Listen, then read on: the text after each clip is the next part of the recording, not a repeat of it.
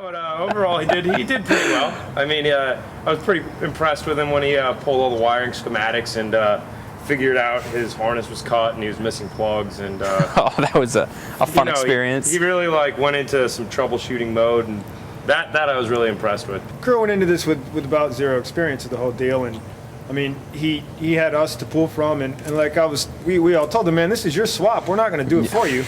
But we gave him guidance, and we all pointed him in the right direction, and he went out there and got it, and got the information that we told him he was going to need, and he did great. He did good.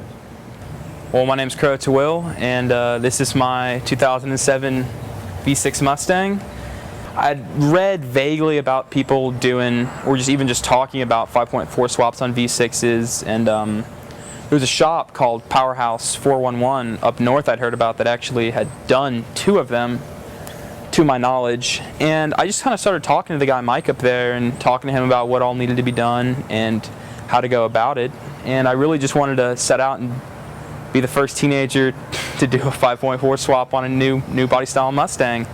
I at first wanted to do a 2JZ swap from a Toyota Supra and that did not go over well with the Mustang guys.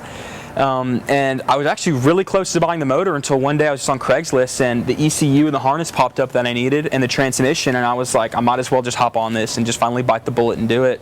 It was quite a journey. Like, I had never ever done anything close to something like this before.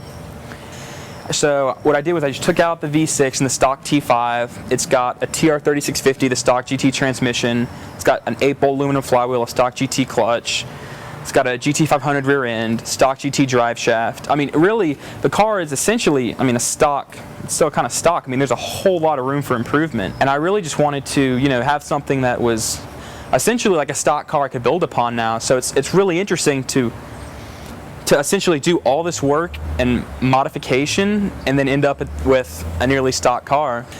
I just ended up finding all the parts essentially I needed, and I started the swap date on Friday the 13th, which, I don't know, I thought that was kind of cool.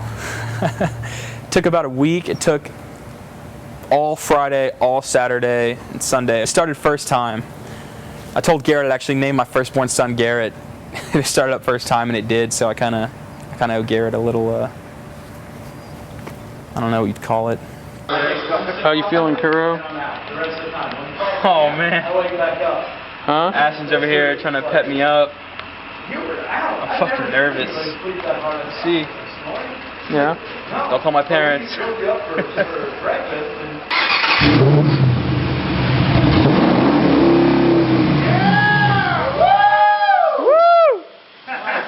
You're done.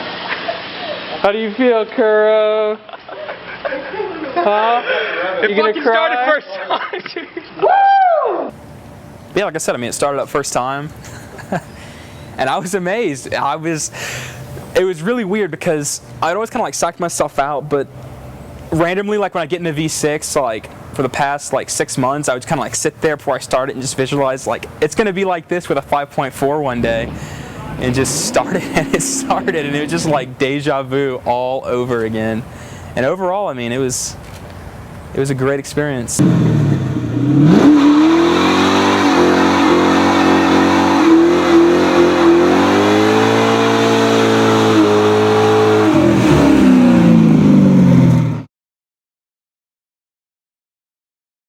What did he do for his first build?